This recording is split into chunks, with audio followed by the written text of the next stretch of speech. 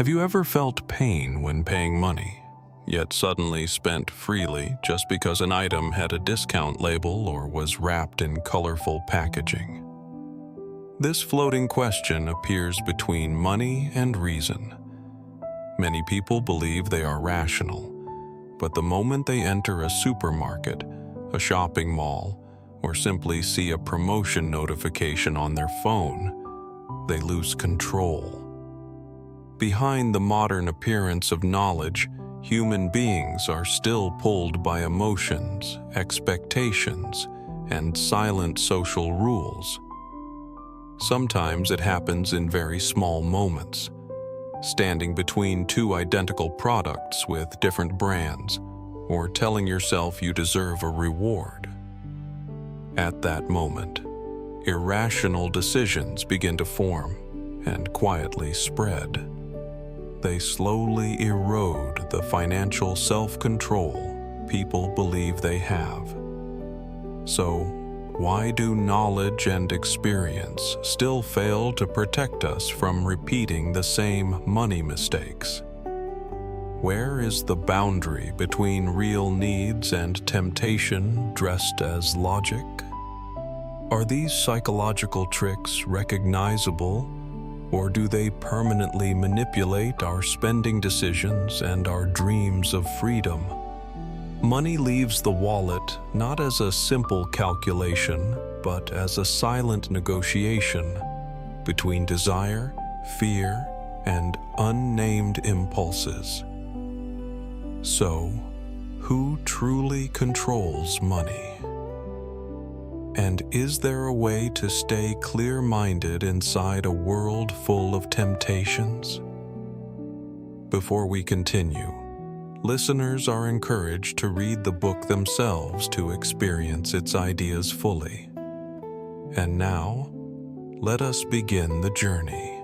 If you have ever stood under bright lights, listening to the sharp sound of coins, watching hands reaching out to grab luck, you will understand something. You do not need to love gambling to be fascinated by money. That night, I walked into a casino with heavy steps and an even heavier mind. After a long week of ordinary worries, city life trains us to wear a mask of control. But there are moments when every boundary collapses in a single second. I was not searching for escape, yet entering a world where every choice has a price made me more awake than any coffee ever had. The place felt like a storm. It pulled me away from daily concerns into a spinning circle where decisions looked simple but touched the deepest layers of psychology. I saw myself in every hand movement, in every stranger's eyes, different dreams, same feeling, holding destiny for just one moment. I once hesitated over small daily expenses, even counting coins carefully. But that night, I easily exchanged a large amount of money for colorful plastic chips without hesitation. It was not loss of control. It was the strange charm of transforming money into something else, a game of sensation. The pain of losing money disappeared behind excitement. Judgment became blurred. I realized something clearly. Coins in my wallet felt heavier than chips on the table. I never imagined I could forget the value of money so quickly. Perhaps that is the true power of money. It changes meaning instantly depending on the environment. In the right atmosphere, with carefully designed sounds and visual signals, an ordinary man can become reckless. Self-control becomes an illusion. Financial freedom sometimes only hides the anxiety of irreversible choices. That night I was willing to lose what could buy coffee for an entire month, and suddenly saving a few coins every morning felt ridiculous. Have you ever believed you would never spend carelessly? No one can be sure when facing temptation, because sooner or later everyone falls into a trap they created themselves. As I grew up, I was taught that money must be respected. Every coin mattered. Every expense needed calculation. But strangely, that careful mindset created dangerous mental drawers inside my head. When I paid for coffee, I called it a daily expense. Something small, something ordinary. But when I exchanged money for casino chips, I labeled it entertainment, a reward, a break from responsibility. The money felt different. Those plastic chips no longer felt connected to my bank account. That is how I allowed myself to spend more freely. I once believed free was a gift. Free parking, free drinks in the casino. They made me excited like a child. But nothing is truly free. The cost is always calculated somewhere. Those small gifts created light excitement. They blurred my judgment, because psychologically, I felt I was gaining something, and when we feel we are gaining, we are more willing to spend. Free often carries a hidden price that we only see when it is too late. I remember placing chips on the table. It felt completely different from taking cash out of my wallet. Cash creates hesitation. Cash feels real. But chips? They felt like tools in a game. Losing became lighter. And because it felt lighter, losing became easier. I no longer remembered exactly how much I spent. The pain was softer than it should have been. Value changes depending on context. $5 as a tip for a free drink felt small, but $4 for morning coffee felt expensive. Everything became relative, and that relativity became the trap. I was not evaluating real value. I was reacting to imagined savings and social signals. I once believed I was different. But inside that casino, I was simply human. And outside the casino, life works the same way. Modern society is one large casino. Every day we gamble between reason and emotion, between what we want and what we should choose. Money is not just paper. It is a measure of value, a tool of exchange.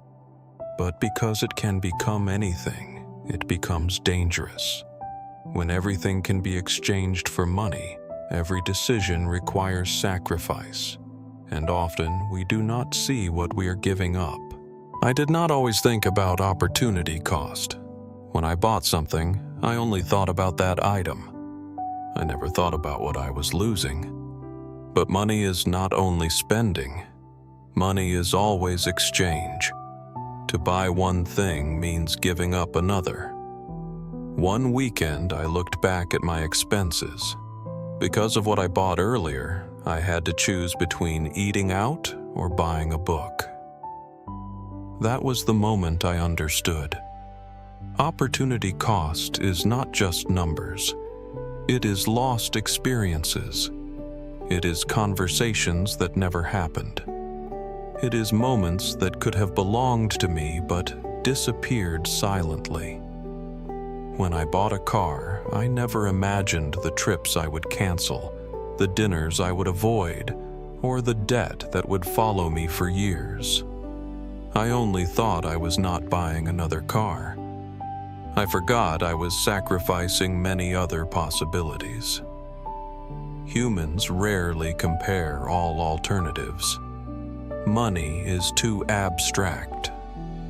Because of that, we take mental shortcuts to avoid difficult thinking.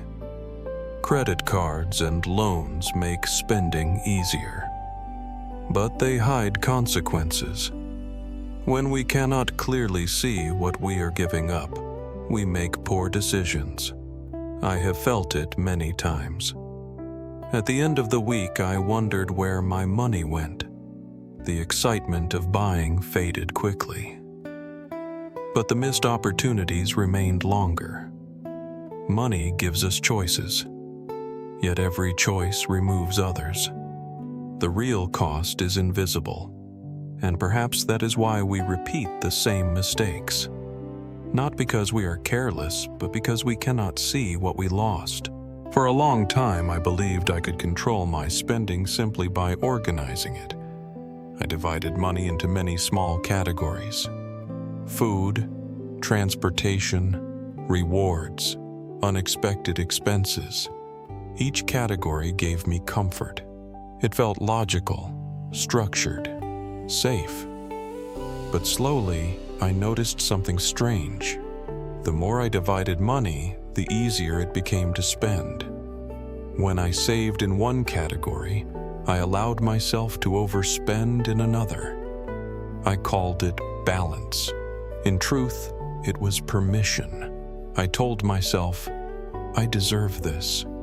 A better dinner, a new item, a small celebration.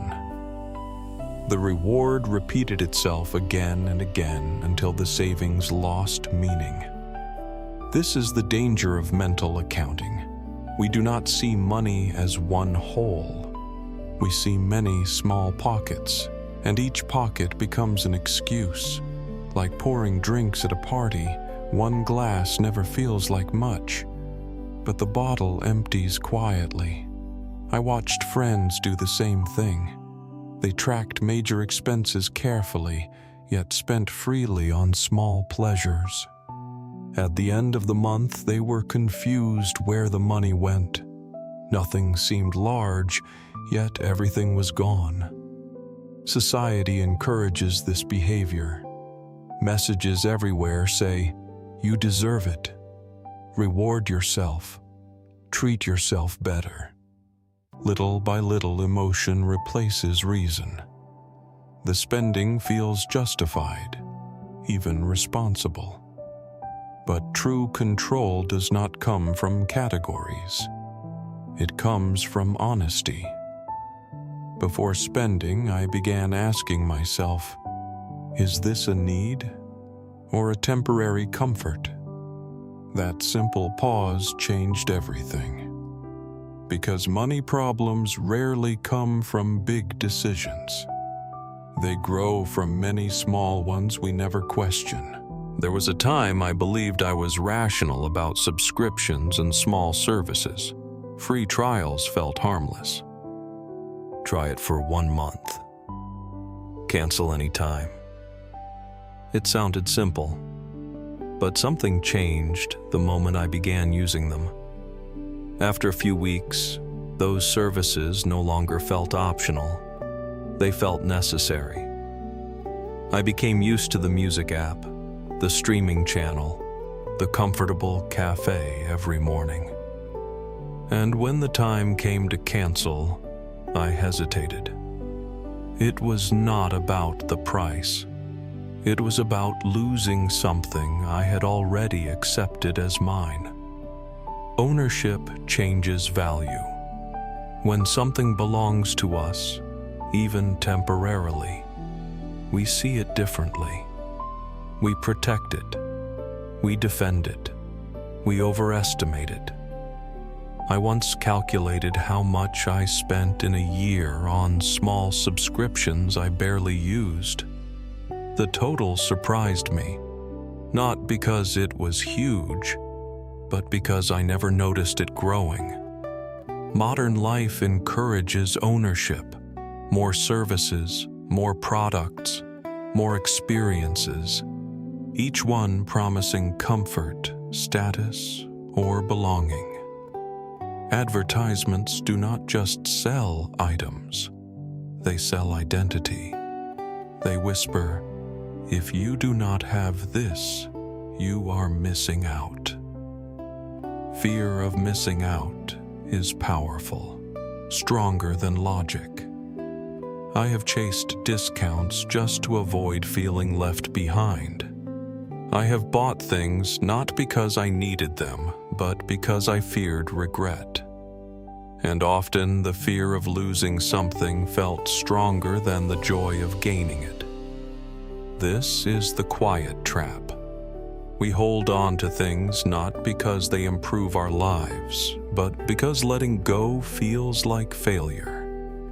I have kept classes I no longer enjoyed just because I had already paid. I continued subscriptions I did not need because canceling felt like admitting loss.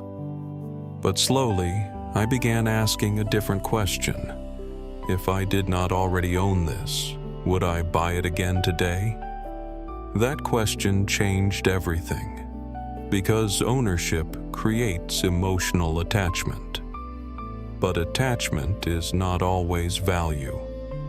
Sometimes, freedom begins when we are willing to let go. There is something few people admit. Every spending decision contains expectations, sometimes larger than the object itself. I grew up in a modest family. Money was counted carefully. Yet as I grew older, the pressure did not disappear. It changed shape. Now the pressure came from comparison. A compliment could suddenly increase the value of an item. A silent look could make me want to upgrade something I never truly needed. I once bought a new phone, not because mine was broken, but because everyone around me treated it as a symbol of success. Holding it gave me confidence for a moment. Then came a quiet realization. I was both the owner and the prisoner of expectation. We rarely spend money only for utility. We spend for recognition, for belonging, for the comfort of not feeling behind. Expectations exist everywhere. Family, friends, workplace, society. Even praise can guide spending. I have seen families save for years only to spend everything on a single celebration to satisfy social opinion, not happiness, approval.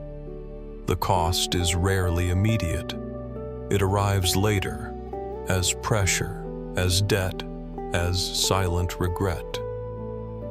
I noticed each time I opened my wallet, I was not only buying an object.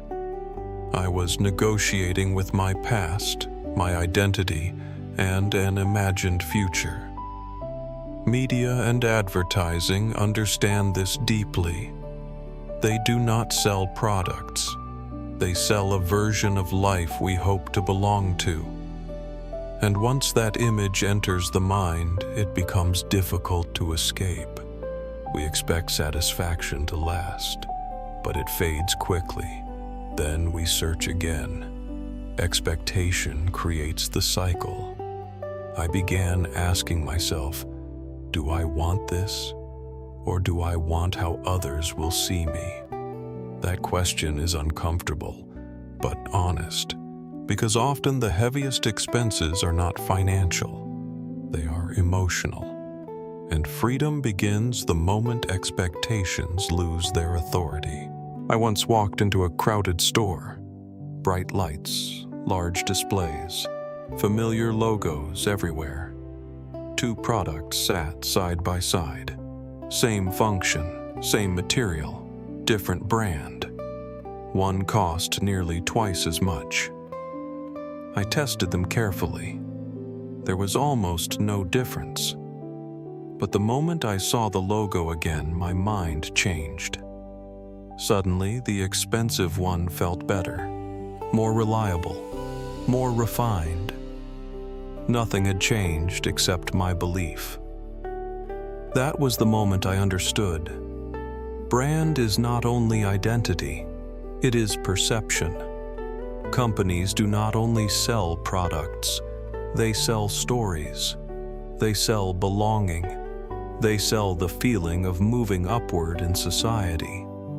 Owning a branded item creates a quiet pride. Approval from others reinforces the illusion that the decision was correct. Yet alone, in silence, I sometimes asked, what did I actually buy? Quality or reassurance? In many gatherings, people no longer compare usefulness. They compare symbols. Logos become social language, and satisfaction shortens. Soon someone else has a newer model, a better version. The cycle restarts. Desire grows faster than fulfillment. I tried choosing unbranded items. At first I felt uneasy, then unexpected freedom appeared. I was no longer measuring myself through objects. Value became personal again. I realized the true cost of branding is not the extra money. It is dependency on external validation.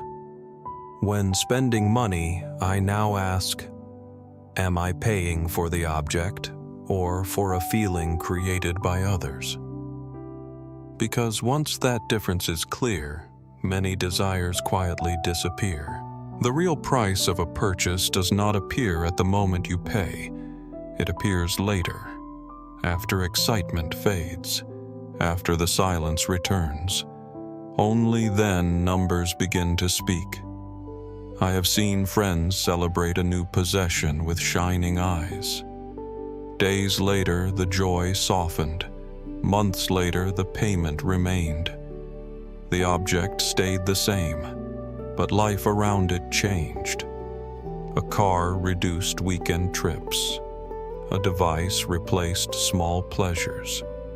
A beautiful purchase quietly removed other possibilities. This is the hidden exchange. Money is never only money. It is time, freedom, and future options. Many debts are not financial. They are emotional. We spend to become someone. Later, we work to support that identity, and slowly we forget who we were before the purchase. I once believed buying more meant living better. Now I see living better often means needing less. When I reduced expectation-driven spending, something surprising happened. Nothing important was lost. Instead, space appeared. More calm, more clarity, more choice. The object remained useful, but my life no longer depended on it. Since then, every decision carries one quiet question. Will this purchase serve my life, or will my life serve this purchase? Because freedom is not having everything. Freedom is having nothing that owns you. After many years of earning, spending, regretting, and learning, I finally understood something simple. Money never made me irrational. Unseen expectations did. Every purchase carried a hidden conversation, not about the object, but about who I wanted to be. Sometimes I bought confidence, sometimes belonging, sometimes silence for my fears. The object was only the excuse.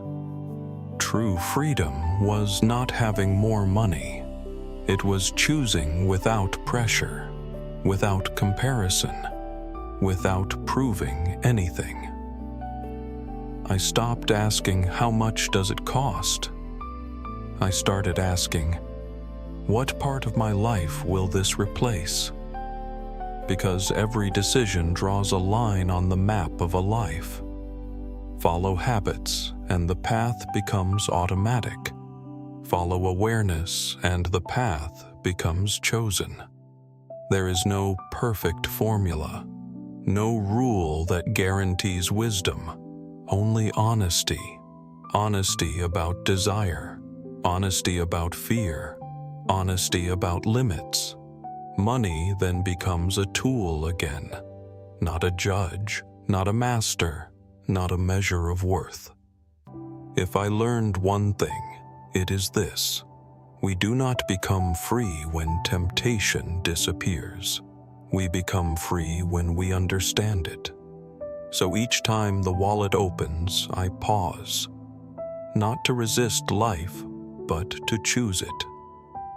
And maybe that is the real wealth, the ability to spend, to keep, or to walk away in peace.